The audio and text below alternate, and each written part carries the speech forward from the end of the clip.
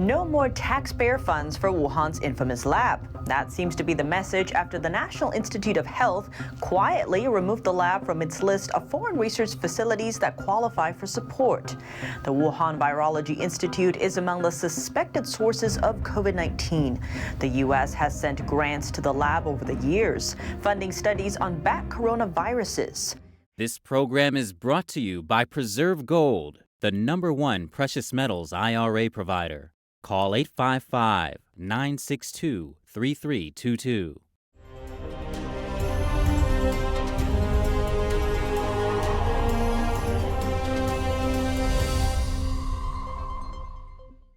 Welcome to China in Focus. I'm Tiffany Meyer. Before we dive into today's news, make sure to use the link below to subscribe to our newsletter.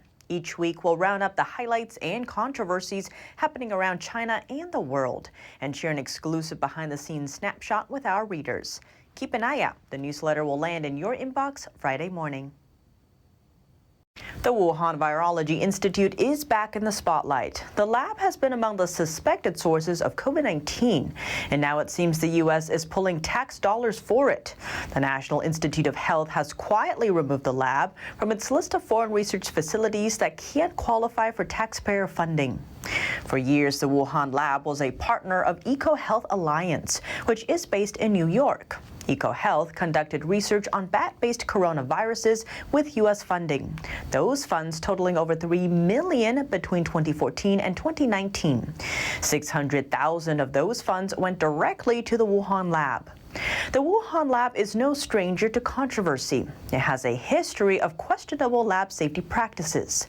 A 2017 video showed its researchers keeping bats in a cage inside the lab and collecting bat samples outdoors with minimal protection measures. After the pandemic, the NIH suspended funding for the bat virus project, but it was renewed earlier this month with modifications. The NIH did not respond to a request for comment.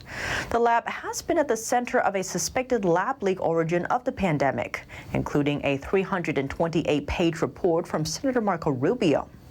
Released Wednesday, the report says in the second half of 2019, a serious biocontainment failure or accident, likely involving a viral pathogen, likely took place there, adding the most senior Chinese leadership knew of it by at least November 2019.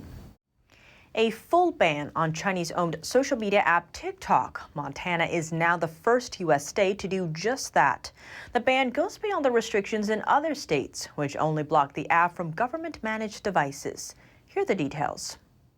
Montana has become the first U.S. state to ban TikTok. The Chinese-owned short video app has over 150 million American users and has been under scrutiny over whether it can be used by China for intelligence gathering. Legislation Montana passed on Wednesday prohibits Google or Apple app stores from offering TikTok within state lines. TikTok may also face fines if a Montana user is offered access to their app, and additional fines of $10,000 per day if violations continue. The ban will take effect in January next year. In signing the bill, Montana Governor Greg Gianforte said on Twitter he was protecting residents' personal and private data from the Chinese Communist Party. Free speech. Calls from national security hawks and lawmakers to ban TikTok over fears the data of Americans could be passed to Beijing have faced backlash from influencers, some who rallied in Washington in March over what they say would be a violation of their free speech. In response to Montana's ban, TikTok, which is owned by Chinese tech company ByteDance, said in a statement the bill infringes on the First Amendment rights of the people of Montana, adding that they will defend the rights of our users inside and outside of Montana. The company has previously denied that it has ever shared data with the Chinese government and has said it would not do so if asked. TikTok faced an effort by former President Donald Trump to ban new downloads of the app, but it was challenged in court and never took effect. Some of the app's free speech allies include Democrats in Congress, including Alexandria Ocasio-Cortez, and First Amendment groups like the American Civil Liberties Union. Jenna Leventov is policy counsel at the ACLU and told Reuters in April that Montana's ban would likely be challenged in court over constitutional reasons. What they're doing is they are shutting down an entire platform that 150 million Americans use for constitutionally protected speech, for political organizing, for news gathering, for communication with loved ones. We view that as a prior restraint. right? That is when you shut down speech before it happens. By blocking this app, you are preventing those people in Montana from actually speaking in the first place on this app. And so we think that the courts would apply the highest level of constitutional scrutiny there. TikTok is working on an initiative called Project Texas, which creates a standalone entity to store American user data in the U.S. on servers operated by U.S. tech company Oracle. Will President Biden's latest move on solar panels give Beijing a boost? China can now continue selling solar panels in the U.S. without facing tariffs. That's by routing them through other Asian countries. This after Biden vetoed a bill. The move repaused tariffs on solar panels that come into the country from 4 Southeast Asian nations: Vietnam, Malaysia, Thailand, and Cambodia. The U.S. gets over 80% of its solar panels from them, and these foreign products won't face tariffs until June next year. If lawmakers want to override Biden's veto, they would need a 2/3 majority in both chambers. Before we hear reactions from different sides, here's why the fight over solar panel tariffs is so significant. Biden has been stuck between two sides: companies that are critical for his push toward clean energy and domestic solar panel makers who are asking for tariffs to compete with their Chinese counterparts. For years, China flooded the U.S. market with solar panels, priced so cheap that domestic makers couldn't compete with them.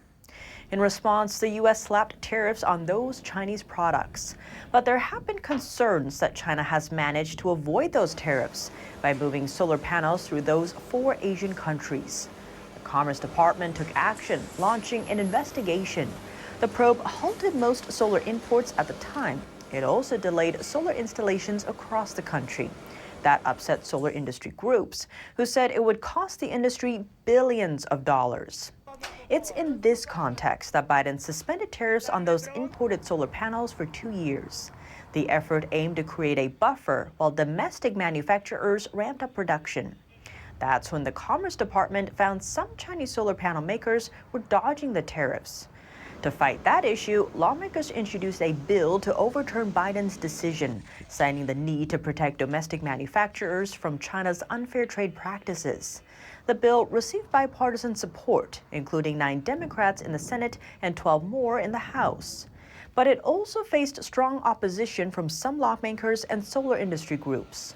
While on the other hand, Congressmember Dan Kildee, a Democrat that pushed the bill to restore tariffs, expressed his disappointment, saying our workers and businesses will never be able to compete globally unless we hold those who violate U.S. trade laws accountable. Economic aggression coming from the Chinese Communist Party. How should the U.S. counter it? That's what lawmakers in Washington aim to find out on Wednesday in a hearing titled Leveling the Playing Field. NTD's Jeremy Sandberg has more on that. The Select Committee will come to order. Welcome, everyone. The bipartisan group of lawmakers of the Committee on the CCP agree the economic threat from the Chinese Communist Party is one that cannot be ignored. Republican Chairman Mike Gallagher says it's time to stop admiring the problem and actually get down to solutions. We need to stop fueling our own destruction. This means we shouldn't fund PLA modernization, we should protect our sensitive research and critical technologies, and not sacrifice national security for short-term profits. Gallagher says it's time to take off the golden blindfolds and open our eyes to the risks in China. American businesses shouldn't be complicit in the CCP's ongoing genocide, and American capital should not fuel human rights abuses. The chairman declared it's time to reinforce economic sovereignty and reshore critical supply chains. Democratic ranking member Raja Krishnamurthy says the U.S. needs to protect itself from unfair and competitive trade practices by the CCP. He suggested what he calls the 3 Ps to put America back on track to win the strategic competition. People, production, and partnership. 3 witnesses testified. They gave a long list of examples of how the CCP has been waging economic warfare on the U.S. for decades. Ambassador Robert Lighthizer. They reduce their cost of manufacturing by taking advantage of very low environmental standards. They target U.S. businesses and are trying to monopolize the supply of critical minerals in the world. In short, if this is not economic war, what is? Roger Robinson, former Reagan national security official, took aim at Wall Street and U.S. regulators, describing what he called arguably the largest strategic financial scandal in modern history. He says roughly 5,000 publicly traded CCP-controlled companies, many involved in egregious human rights and national security abuses, have been allowed to enter retirement and investment fund portfolios with little to no screening for decades. There are well over 100 million Americans holding the stocks and bonds of U.S.-sanctioned and other Chinese corporate bad actors. Do we really believe that the American people would have wanted to be holding unwittingly the stocks and bonds of Soviet companies or those supporting Nazi Germany? Robinson says CCP enterprises should be delisted and deregistered from U.S. exchanges, and Congress must take action to make it happen. Committee members are traveling to the UK Thursday to coordinate with British officials to more effectively counter China's communist regime. Jeremy Sandberg, NTD News. And another hearing, the West's competition with China is in focus on Capitol Hill. There, 3 of Biden's cabinet members spoke about where the U.S. stands militarily, diplomatically, and economically as it faces off with Beijing. Here's what they told senators this week. The Commerce Department is very focused on export controls, and we will be vigilant and aggressive as possible. We will protect what we must, but we want to trade where we can, and that includes with China. Another force is by making sure that you have a combat credible capability in investing in the things that we know that will provide us the edge in any kind of contest is the right things to do. What we believe would be the right course is to now see more senior level engagement in a sustained way across our administration and theirs, precisely so that we can make sure that at the very least we're talking to each other. Secretary of State Antony Blinken, Secretary of Defense Lloyd Austin, and Secretary of Commerce Gina Raimondo made the comments at a Senate Appropriations Committee hearing. The session focused on Biden's budget request and the U.S.-China relationship. One major takeaway, Raimondo reiterated that Washington is not looking to decouple from China and seeks to keep trade going with Beijing in a way both countries benefit from. What's more, Austin said Washington would soon provide significant new military assistance for Taiwan as the island copes with the threat of a potential Chinese invasion. Cabinet secretaries rarely testify together at public hearings, but lawmakers on both sides are working to show that the U.S. views the Chinese communist regime as its greatest challenge. Beijing is painting itself a peace broker between Russia and Ukraine, but a new statement from the Chinese regime is raising some eyebrows. China's foreign ministry is calling on the two nations to come to the negotiating table, but said Thursday, quote, there is no panacea to resolve the crisis. The statement went on to say all parties need to start from themselves, build mutual trust, and create conditions to stop the war and talk. The same day, Beijing confirmed that its newly appointed envoy for the Ukraine war met with President Zelensky and other top officials. Li Hui served as the regime's ambassador to Russia from 2009 to 2019. He spent 2 days in Ukraine, making him the highest-ranking Chinese official to visit the nation since war broke out. Li echoed the message that China hopes to play a mediator role in the conflict to help achieve a ceasefire. The West has voiced reservations on that effort, owing to Beijing's close relationship with Moscow. To date, China has avoided condemning Russia, as well as referring to the conflict as an invasion. In response, Ukraine's foreign minister said Kyiv would not accept any proposals to end the war that involve it losing territory or freezing the conflict. President Zelensky echoing that stance this week. No matter what Russia is doing, its aggression will be defeated. At the same time, Kyiv endured its 9th missile attack this month overnight. Over 8 million Ukrainians have sought refuge in neighboring nations since the start of the war, based on UN data. After Ukraine, Li is scheduled to visit Poland, France, Germany, and Russia. That's ahead of a G7 summit in Japan, where member nations are expected to affirm their solidarity against Moscow. The annual Group of 7 summit kicks off in Japan on Friday. Its attendees lead 7 of the world's strongest economies: the United States, Canada, United Kingdom, France, Germany, Italy, and Japan. This year, China's threat to global supply chains and economic security will be front and center during the discussion. NTD's Sam Wang brings us the latest. Leaders from the G7 nations are arriving in Japan on Thursday. Despite seeing China as a crucial trade partner, member countries are discussing ways to reduce economic reliance on Beijing without completely isolating the world's second-largest economy. The U.S. and U.K. are bolstering alliances with Japan. U.S. President Joe Biden met with his Japanese counterpart on Thursday to discuss plans to strengthen defense cooperation and counter coercive behaviors from China. Biden said Wednesday he would meet with Chinese leader Xi Jinping, but didn't say when. Meanwhile, UK Prime Minister Rishi Sunak signed a Hiroshima Accord with Japan, stepping up defense cooperation between the two nations. I think the values that our two countries share are the same, and I look forward to building on not just our friendship, but also the partnership between Japan and the United Kingdom. Part of the accord announces the launch of a semiconductor partnership to secure microchip supply chains. Worth noting, China is the world's largest chip market in terms of consumption, with most of its chips imported from other countries. The regime relies heavily on imported cutting-edge technologies from manufacturers. The German chancellor, without directly mentioning China, said this.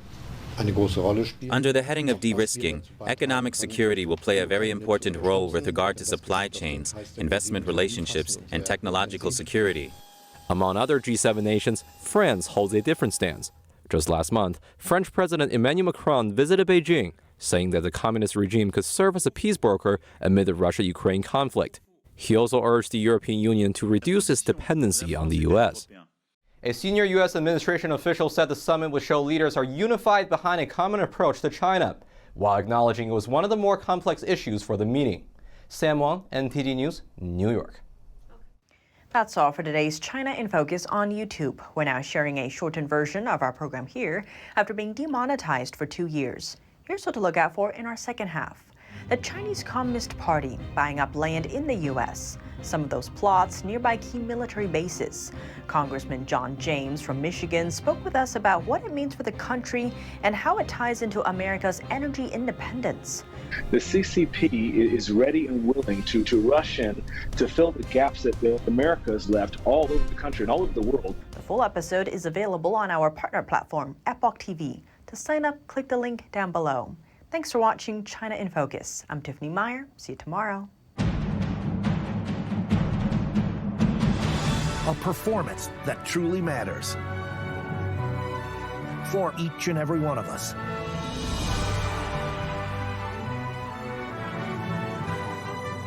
This is what you've been waiting for.